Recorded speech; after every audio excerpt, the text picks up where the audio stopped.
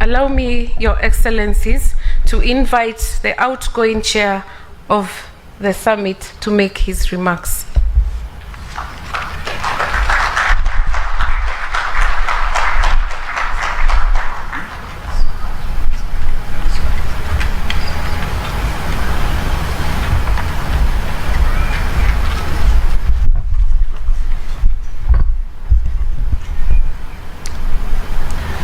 Thank you very much, Madam Secretary General. Your Excellencies, heads of state and government and representatives, distinguished guests, ladies and gentlemen, good afternoon. Hamjambo. I welcome you all to this 25th ordinary session of the East African Community Heads of State Summit. Let me begin by thanking you for entrusting me with the privilege of presiding over the affairs of our beloved community and serving as your chairperson since 30th November 2024. I am grateful to Your Excellencies for the diligent and gracious support extended to me during my tenure. When I assumed this role, I committed to prioritize key deliverables to drive our integration agenda. These include enhancing peace, security, stability, and economic development in the region, increasing intra-EAC trade and investment, strengthening private sector engagement, and the involvement of MSMEs in driving economic transformation, and accelerating the inclusion and the conclusion of the East African Community European Union Economic Partnership Agreement. Additionally, I committed to address non-tariff barriers to trade by enhancing infrastructure connectivity and regulatory harmonization, and progressing our shared aspiration for a political federation. I am delighted to report that we have made significant progress on these key areas, and as a result, our community is marching forward towards an even more integrated and prosperous future. Our commitment to enhance peace, stability, and economic development in the region. The community partnered with other stakeholders to address some of the peace and security challenges affecting our region, especially in the Eastern DRC. You may recall that under the East Africa-led Nairobi process on the restoration of peace and security in Eastern DRC, we agreed to adopt a coordinated approach and merge the Luanda and EAC-led Nairobi processes. Subsequently, President Mnangagwa, the then chairperson of the Southern Africa Development Community, and I engaged several times on this matter, and I wish to confirm that the African process towards restoring peace and security in Eastern DRC is now fully under the leadership of the African Union. A panel of African facilitators was appointed to support the peace process, and the AU appointed a mediator who presented a progress report on the peace process to the just concluded 39th session of the Africa Union General Assembly that took place in February this year. On our commitment to increase intra-EAC trade and investment, I am pleased to report that trade among partner states has continued to register positive growth, with the value of trade within the region rising by nearly 22% from US dollars 33 billion in 2024 to US dollars 40.3 billion in 2025. By any stretch or measure, that is very commendable progress. Exports from the region grew significantly by 32% to $19.6 billion, while imports rose more moderately by 13% to $20 billion. This has significantly narrowed the region's trade deficit from US dollars 3.4 billion to US dollars 1 billion during the same period. In other words, we are exporting more than we are importing, and we are making progress. I am looking forward in the coming days that in fact we will have a trade surplus with other markets. A key highlight of our meeting today will be the launch of the East African Customs Bond under the Single Customs Territory.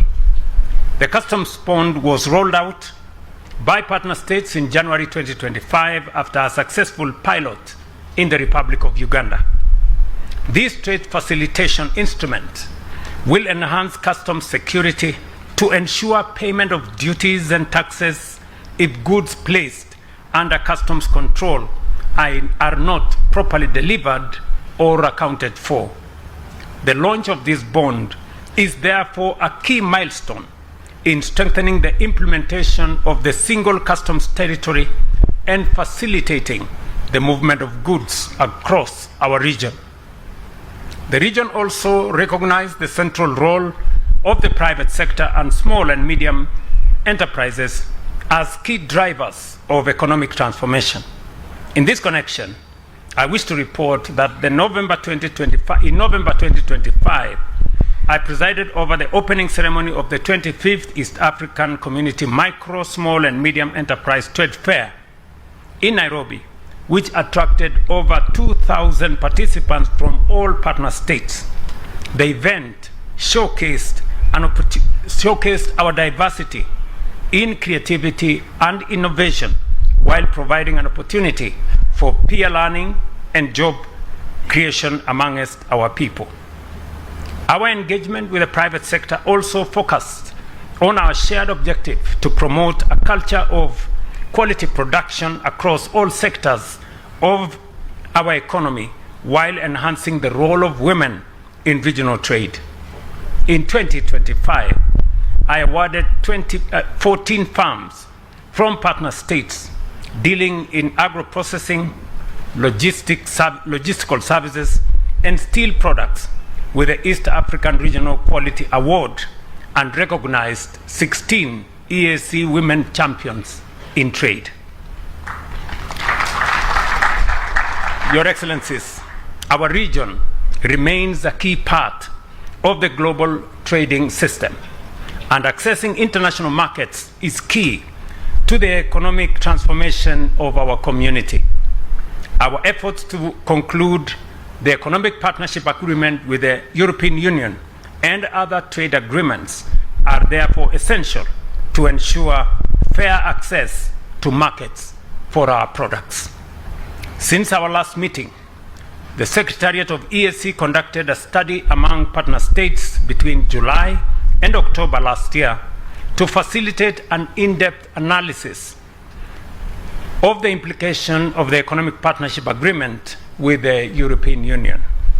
I am happy to report that one of the key recommendations from the study is that there is strong consensus among all partner states to complete the EAC-EU Economic Partnership Agreement. The conclusion of this process will be a key milestone for export performance and supply capacity for our bloc.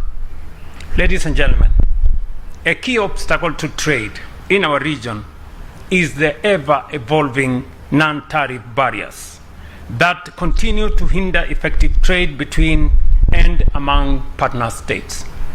Eliminating NTBs, enhancing infrastructure connectivity, and regulatory harmonization remain a key priority among my stewardship of the community.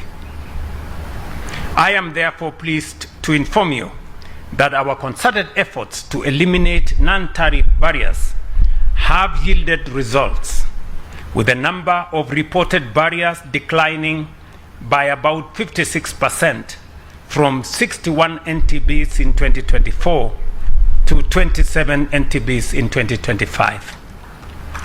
I am sure that my successor is going to drive this effort into the future to ensure that we eliminate roadblocks and barriers to trade between our partner states.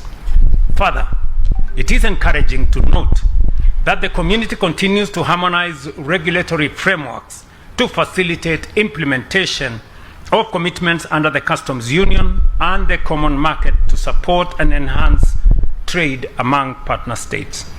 As a result, partner states have developed procedures in sanitary and phytosanitary measures, compilation and dissemination of statistics, and common procedures for notification among partner states on national regulatory measures introduced by partner states. I am confident that once these procedures are adopted by the Council, they will further facilitate the fulfillment of our commitments. Significant implementation milestones have been achieved on key arteries, including feasibility study for the Nairobi-Nakuru-Mau Summit Highway in Kenya, the Kampala-Jinja and Jinja-Malaba-Busia-Kisumu Road corridors in Uganda, and the Morogoro-Chalinze section in Tanzania. A market-sounding conference for the Jinja-Malaba-Busia-Kisumu section was held in November 2025. The construction of the Mombasa-Tanga-Bagamoyo Coastal Road has progressed to 62% completion, with 460 kilometers of the 720 stretch already operational, opening new economic corridors and reducing transit time for cargo by 40%. In a similar trajectory, the rail transportation sector has witnessed remarkable transformation.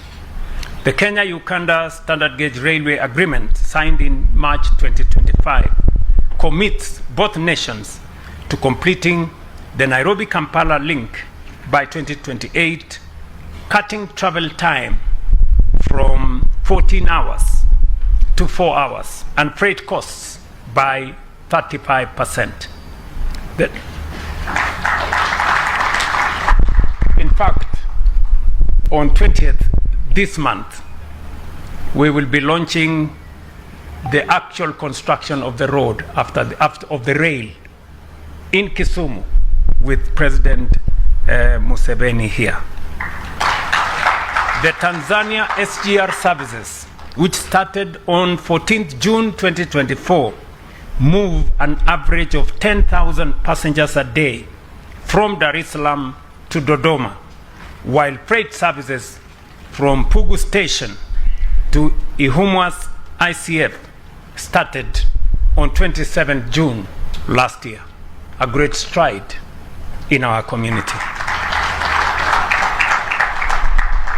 On inland lake transportation, the Lake Victoria Transport Corridor has been revitalized through the commissioning of 6 locally constructed cargo vessels in the past 3 years, with a combined capacity of 3,500 tons, increasing cargo movement across the lake to 890,000 tons annually.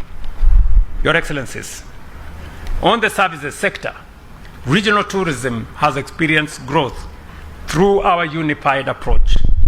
The EAC participation in the Berlin International Tourism Bus in March 2025 as a single destination showcased our collective tourism potential to 10,000 international exhibitors and 160,000 visitors. In terms of people-to-people and intergovernmental cooperation, 3 partner states, Kenya, Uganda, and Tanzania, successfully hosted the African Nations Championships, CHAN, registering very remarkable progress.